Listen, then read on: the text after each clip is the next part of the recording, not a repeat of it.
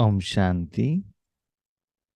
आज के वरदान, बाप दादा के वरदान अपने मीठे बच्चों के प्रति।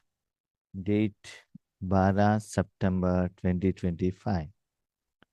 वरदान है, बाप की हर श्रीमत का पालन करने वाले सच्चे स्नेही आशिक भव। बाप की हर श्रीमत का पालन करने वाले सच्चे स्नेही आशिक भव। जब भगवान मिलने से पहले ज्ञान मार्ग में हम भगवान को बहुत रिस्पेक्ट देते थे। इसका मतलब ये नहीं कि अभी नहीं दे रहे, ऐसा नहीं। लेकिन संबंध जो था उसमें बहुत डिस्टेंस था। उनको तो बहुत ऊपर रखा गया था। लेकिन आज भी रिस्पेक्ट है, प्यार है, अपनापन है, संबंध है। लेकिन वो बहुत क्लोज हो गए हैं, क्लोजेस्ट, नियरेस्ट, डियरेस्ट, स्वीटेस्ट। तो भगवान को हम बच्चों ने फ्रेंड बना दिया है।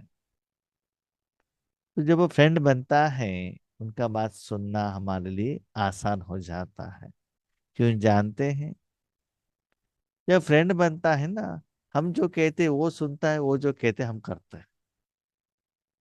तो आज बाबा कह रहे हैं, हम बाबा के पास जाकर कहते बाबा ये करके दे दो ना, वो करके दे दो ना। बाबा कहते ठीक है, मैं जो मुरली द्वारा आपको श्रीमत देता हूं ना, वो आप करके दे दो, तब मैं आपको करके दे दूंगा।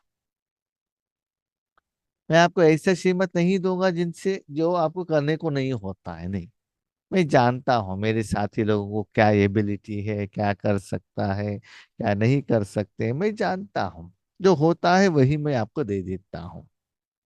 और साथ में हर रोज मैं मुरली द्वारा या पर्सनली आपको जो भी श्रीमत हर कर्म के लिए देता हूँ, जब आप पूछते हो या नहीं पूछते हो तो भी आपका जो कमियां हैं, उससे बाहर आने के लिए क्या क्या करना है, वो सभी मैं जो कहता हूँ, ऐसे समझ लो बाबा ने मुझे कहा है, मुझे करना है बस। हर रोज मुरली बाबा मेरे लिए सुनाई दे रहा है। बाकी लोग क्या करते हैं, कितना सुनते हैं, कितना धारणा करते हैं, कितना परिवर्तन करते हैं, उसके बारे में मत सोचिएगा। जब स्कूल में जाते हैं, टीचर पढ़ाई दे रहे हैं स्कूल रूम में, आप क्या सोचते हो? आगे 25 लोग होंगे, 50 लोग होंगे, 100 लोग स्टूडेंट होंगे। जो टीचर दे रहे मेरे लिए करके आप अकेले समझकर सुनते हो ना, अपने साथियों के लिए, फ्रेंड के लिए नहीं। एजुकेशन मेरे लिए दे रहा। तो ऐसे ही हर जो नियम श्रीमत जो बाबा कहता है मेरे लिए है। तो जितना मैं उसको पालन करता हूँ, उतना बाबा आपका स्नेही बनता है। दूसरा बाबा कहते हैं आशिक। स्नेही भी हो, आशिक भी हो। ये बात बाबा ने क्यों कही, ये दो वर्ड क्यों यूज किया? जैसे लौकिक में भी, हिंदू में क्या होता है ना, जो लड़की को शादी होता है, होने के बाद अपने पति के घर में जाती है। पति जैसा कहता है वैसे सुनना पड़ेगा। उसके बाद उनका पति संसार है। उसके पहले माता पिता, भाई बहन, फ्रेंड्स, बहुत सारे लोग होंगे। लेकिन उसके बाद अंतिम सांस तक उनको अपने पति के साथ ही रहना पड़ेगा। पति जैसा कहता है वैसे करना पड़ेगा, है ना, क्योंकि शादी करके आए हैं ना। ऐसे ही आपने भगवान के ऊपर भरोसा रखकर अपने जिंदगी भगवान के हाथ में दिया है, तो भगवान जो कहता है उसको फॉलो करो। लेकिन वहां क्या होता है, पति बड़े हैं, पत्नी छोटी है। पहले तो ऐसा था, अभी उल्टा भी हो सकता है। ठीक है। तो पति का बात पत्नी को सुनना पड़ता, तो संबंधों में थोड़ा डिस्टेंस था। पति बाहर जाकर कमाई करके आते थे, पत्नी घर परिवार संभालना पड़ता था। इसलिए वो संबंधों में डिफरेंस नहीं आना चाहिए, इसलिए बाबा ने कहा फ्रेंड। फ्रेंड के रूप में इक्वल स्टेटस में संबंध में रहो, और आशिक के रूप में मैं जो कहता हूं वो सुनो। यस। आप पूछो, ऑप्शन रखो। जैसे एक शादीशुदा औरत अपने पति से पूछते हैं, हम अपने माँ के घर में जाए यस और नो। कभी कभी पति कुछ आंसर ही नहीं देते, यस भी नहीं कहते, नो भी कहते। तब वो कंफ्यूजन में आता है, क्या करे, आगे बढ़े कि नहीं। 2 दिन के बाद और एक बार कहना पड़ता है। ज्यादातर क्या होता है ना, यस करने का मन है तो तुरंत कह देते हैं। ज्यादा बात नहीं कि इसका मतलब इंटेंशन नो ही रहता है ना। तो जो भी मन आपके पास ऑप्शन हो, आप उनके आगे रख सकते हैं, लेकिन वो जो डिसीजन देते हैं वही फॉलो करना पड़ेगा ना। इसे ही बाबा कहते, बाबा के साथ में सच्चे फ्रेंड के रूप में, भले अपने पर्सनल लाइफ के बारे में हो, अपने भाई बहन लौकिक करो और अलौकिक परिवार के बारे में हो, तो क्या कर सकते हो। बाबा ऐसा ऐसा है, इसके लिए क्या करें, मेरे पास ऐसे ऐसे ऑप्शंस हैं, इस समस्या के लिए आप ऑप्शन दे सकते हो। इवन ईश्वरी सेवा में भी बाबा को सजेशन दे सकते हो फ्रेंड के नाते, नो प्रॉब्लम। लेकिन जब बाबा उसका जो आंसर देता है, ऑप्शंस देता है, बच्चे सब कुछ ठीक है लेकिन ऐसे करना, श्रीमत देता है, उसको ही आपको फॉलो करना पड़ता है। इसलिए हर श्रीमत जो फॉलो करते हैं ना, उनको कभी भी मुश्किल का एहसास नहीं होता है। भले पुरुषार्थ में हो, साधना में हो, तपस्या में हो, सेवा में हो, लौकिक में हो, कभी भी मुश्किलात नहीं होता, क्योंकि आगे का आपका जिंदगी बाबा जानने के कारण पहले ही बाबा आपको क्या करता है, रेडी कर देता। इसलिए बाबा के साथ फ्रेंड के रूप में जो कुछ भी कहना कहो, डरो नहीं। नो। जैसे अर्जुन ने क्या कहा, अपने मन में जो भी डाउट आ गया, जो भी क्वेश्चन आया, कृष्ण जी के आगे कहते गए। उसके बाद कृष्ण जी ने जो कहा उसको माना, धारणा किया। उसके आधार पर कुरुक्षेत्र, है ना, जहां क्षेत्रज्ञ आत्मा कर्म करता है, कुरुक्षेत्र, है ना, हाँ, श्री कृष्ण जी को सारथी बनाकर वहां युद्ध किया। तो अभी भी हमारे जिंदगी में युद्ध चल रहा है ना, अपने मन बुद्धि से ही, अपने शरीर से, अपने लौकिक परिवार से, ब्लड रिलेशन से, अलौकिक परिवारों से चल रहा है। हर रोज कुरुक्षेत्र ही है। लेकिन अर्जुन बनकर ज्ञान का अर्जन करते हुए अपने रथ में भगवान को सारथी बनाएंगे, तो आपको सदा विजय मिलता रहेगा। इसलिए अर्जुन के रूप में आपको जो कुछ भी कहना है, जो कुछ भी बातें करना, सब मन में जो भी है बाहर रख दो। बाबा ऐसा क्यों, ऐसा क्यों, ये ऐसे क्यों करते, वो ऐसे क्यों करते, मैं ऐसे करूँ क्यों, वैसे, जो भी बातें करना है करो, लेकिन डिसीजन जो लेना है बाबा जैसा कहता वैसे। मैंने जो कहा बाबा ने माना नहीं, मैं जो कहता वैसे ही बाबा सुनना पड़ेगा नहीं। ऑप्शन जितना भी दो बाबा के सामने, लेकिन बाबा जो कहता है उसको एक्सेप्ट करो, क्योंकि आपके लिए जो कल्याणकारी है वही बाबा आपको सुझाव देता है। जो बच्चे सदा एक बाप के स्नेह में लवलीन रहते हैं, उन्हें बाप का हर बोल प्यारा लगता है। जैसे एक छोटा सा बच्चा माँ की गोद में है, कभी कभी माँ डांटती भी है, प्यार से डांटती, थप्पड़ भी लगाती है, उसको किस भी करती है, भोजन भी खिलाती है ना, कुछ पूछती भी है, बच्चे ये क्या है, क्या है, ये कौन है, ए कहो, बी कहो, अम्मा कहो, माँ कहो, पिता कहो, ऐसे वेराइटी रूप में उनके साथ बातचीत, लेन देन सभी करती है। तो हर बात उस बच्चे को प्यारा लगता है। अरे माँ ने थप्पड़ लगाया तो भी चुप रहता है, थोड़ा वापस करता है, 5 मिनट के बाद माँ की गोदी चाहिए उनको, है ना। भले सारे दिन कितना भी झगड़ा करे, रात को सोने के लिए माँ की गोदी चाहिए, माँ का भोजन ही चाहिए, है ना। तो ऐसे जो बच्चे बाबा के लव में, सच्चे प्यार में लीन रहते हैं, उनका हर बोल, बच्चे ये करके आ जाना, वो करके आ जाना, जो भी कहते हैं ना, उनके लिए प्यारा लगता है। क्वेश्चन समाप्त हो जाता है, ऐसा क्यों, वैसा क्यों, वो नहीं आता। ब्राह्मण जन्म का फाउंडेशन स्नेह है, लेकिन ऐसे होने का आधार है स्नेह। तो बाबा ने कितनी सुंदर बात कही, ब्राह्मण जन्म। हम्म, एक होता है बच्चा बनकर बाबा के साथ जन्म करना, दूसरा होता है ब्राह्मण जन्म, ये अलग है।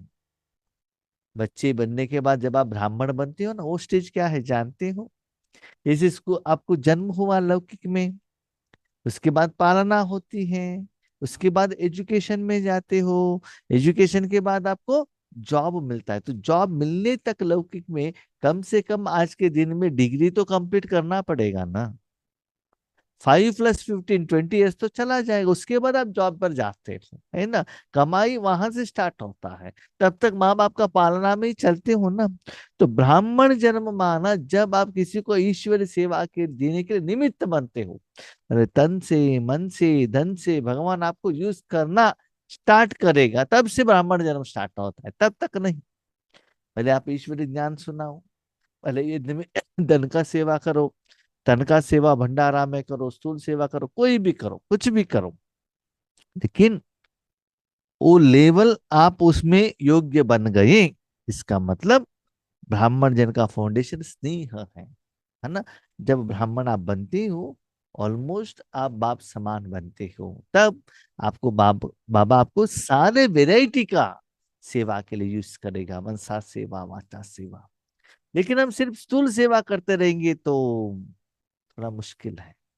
सारा वैरायटी का सेवा में हमको क्या बनना है, एबल बनना चाहिए। तो ब्राह्मण जिनका फाउंडेशन स्नेह है, क्योंकि ब्राह्मण बनते हो, राइट। आपको साधन बनना पड़ेगा। साधन बनेंगे तो आपको क्या होता है ना, अभी समझ लो फॉर एग्जाम्पल मुझे बाबा यूज कर रहा है, बहुत सारे लोग फोन करते हैं, हमको पूछना पड़ता है क्यों, क्या, कब, कैसे, क्या समस्या है, वो सभी पूछना पड़ता है। उनको भी स्नेह के रूप में हमको देखना पड़ता है। तो इन्होंने जो कहा वहां लेकर जाके हमको बाबा के साथ में भी रखना पड़ता है, वो भी फ्रेंड के रूप में। वैसा है वैसा है, वो कैसे करेंगे बताओ, ऐसे फ्रेंड के रूप में उनको वो बात सभी बताना पड़ता है। इसका मतलब ये नहीं है भगवान नहीं जानता, भगवान सब कुछ जानता है, लेकिन हमारे मुंह से सुनना चाहता है। उनको मालूम है उस आत्मा को हेल्प करना है, इसीलिए हमको निमित्त बनाते हैं, लेकिन हमारे मुंह से क्या आता है वो सुनना चाहता है ना। तो ऐसे बाबा से बात करना है तो डायरेक्टली बात करना पड़ता है ना, और कोई आत्मा द्वारा बीच में रखकर नहीं। तो आपको बाबा ने परमिशन दे दिया, स्नेह माना, जब भी आप चाहो बाबा के साथ बातचीत कर सकते हो, उसके लिए परमिशन लेने का कोई जरूरत नहीं रहती, क्योंकि दोनों इक्वल है ना। परमिशन लेने की जरूरत नहीं है। अभी देखिए कि घर है, घर में बेडरूम है, उस रूम में पति और पत्नी कभी भी आना जाना कर सकते हैं, लेकिन बच्चे आने के लिए कभी कभी परमिशन लेना पड़ता है ना। इक्वल स्टेटस का रहता है। ऐसे ही जब भी कुछ बातों के लिए बाबा से बातचीत करना है तो आप डायरेक्टली जाकर बात कर सकते हो तुरंत। और कभी कभी आप ऐसे श्रेष्ठ बनेंगे तो आपको आंसर भी तुरंत मिल जाएगा। जो स्नेही आशिक आत्माएं हैं उन्हें बाप की श्रीमत पालन करने में मुश्किल का अनुभव नहीं होता।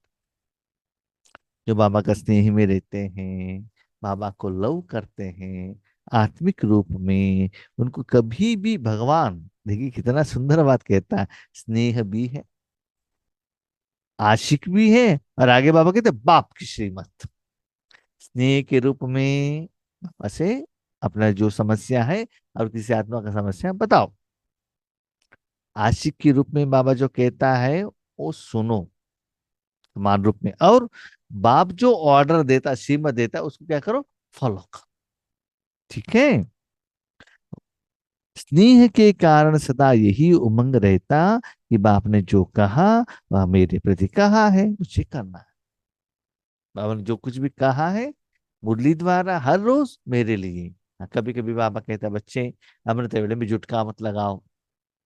हम क्या सोचते, हम तो बहुत ठीक है, लेकिन आगे पीछे वाले जुटका कर रहे हैं, नहीं। आप भी कभी कभी बीच में थोड़ा, उनसे उतना नहीं, थोड़ा कर रहे होंगे, इसलिए बाबा ने मेरे लिए कहा। तो जो भी बात अपने के साथ कंपैरिजन करो, अपने जिंदगी के साथ, अपने पुरुषार्थ के साथ, अपने योगिक लेवल के साथ, बाबा क्या कह रहा है ना। देखिए जब स्कूल में जाते हैं ना, टीचर जो कहता है, जब सभी लोगों को मिलकर खिला कहते हैं ना, हर एक बच्चों के लिए अलग अलग तो नहीं कहता है। तो हर एक बच्चा यही सोचता है टीचर जो कह रहा है मेरे लिए। स्नेही आत्माएं बड़ी दिल वाली होती हैं, इसलिए उनके लिए हर बड़ी बात भी छोटी हो जाती है।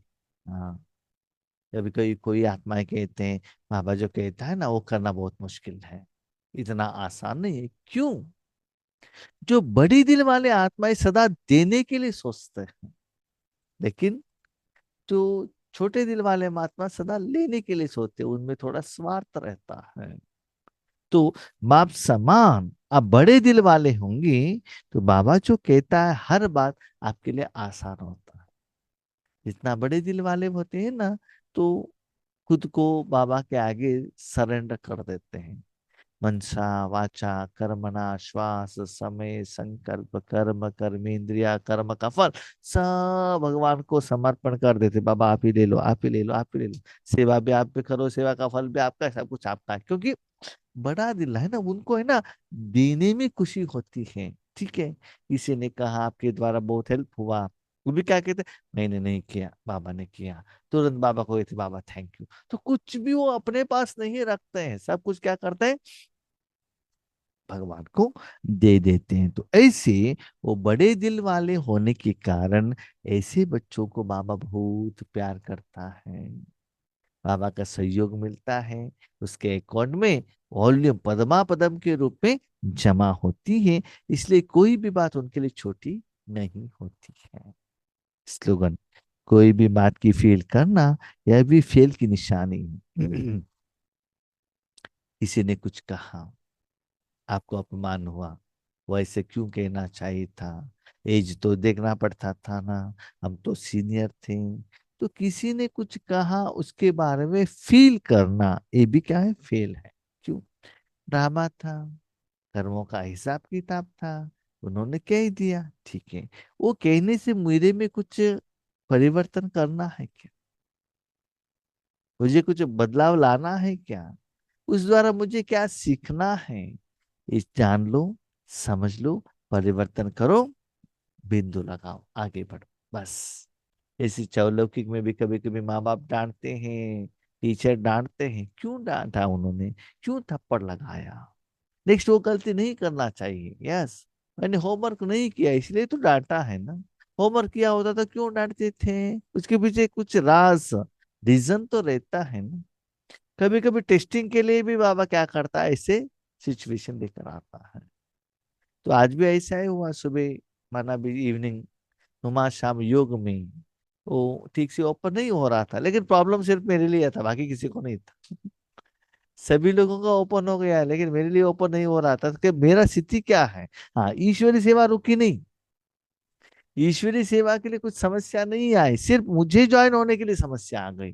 ठीक है, लेकिन उस समय मेरा मन का स्थिति क्या था। ठीक है, तो जिस दिन मेरी जिंदगी में जो होता है ना, बाबा वही कहता है, अभी हो गया है ना, ठीक है, उसको बिंदु लगा। तो उस समय आपका मन का स्थिति कैसा था, किसी एक के ऊपर आत्मा को गुस्सा आ गया, इन्होंने ऐसे किया इसलिए ऐसे हो गया, गुस्सा आ गया क्या, नहीं। ठंडे दिमाग से सोचो, शांत होकर सोचो, तो माया या बाबा आपको टेस्टिंग पेपर देता है।